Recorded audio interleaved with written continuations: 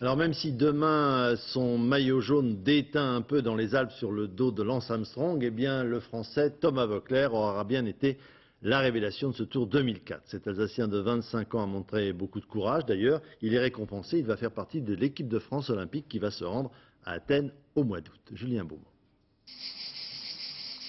Grasse matinée pour tout le monde.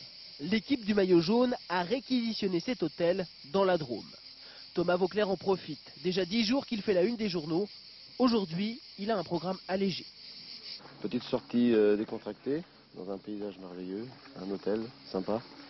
Non, je pense que tout est réuni pour que la détente et la récupération soient excellentes. Pas de maillot jaune aujourd'hui, mais celui de champion de France. Au menu 2 heures de vélo, pas plus. Les 2 premières semaines de Tour de France ont laissé des traces. La fatigue pèse quand même. Et, bon, ça fait partie des trucs, quoi. En fait, ça serait pas normal d'être en pleine forme comme au premier jour. C'est normal d'accuser le coup, quoi. Défendre le maillot jaune pour l'équipe, c'est être aux avant-postes tous les jours, usant à la longue. Surtout moi, c'était mon premier tour. Je suis tout de suite dans le bain. Non, on n'attendait pas à faire ça quand même, mais bon, c'est que du bonheur de toute façon.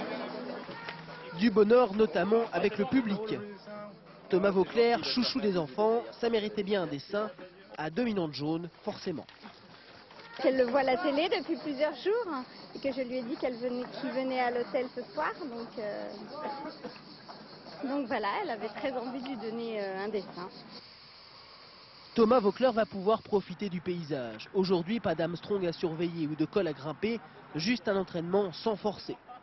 Sous le soleil quand même, 30 degrés à l'ombre, de quoi bien préparer la journée de demain, même si Voeckler le sait bien, avec 22 secondes d'avance sur Lance Armstrong avant les Alpes, le jaune ne sera bientôt pour lui qu'un beau souvenir.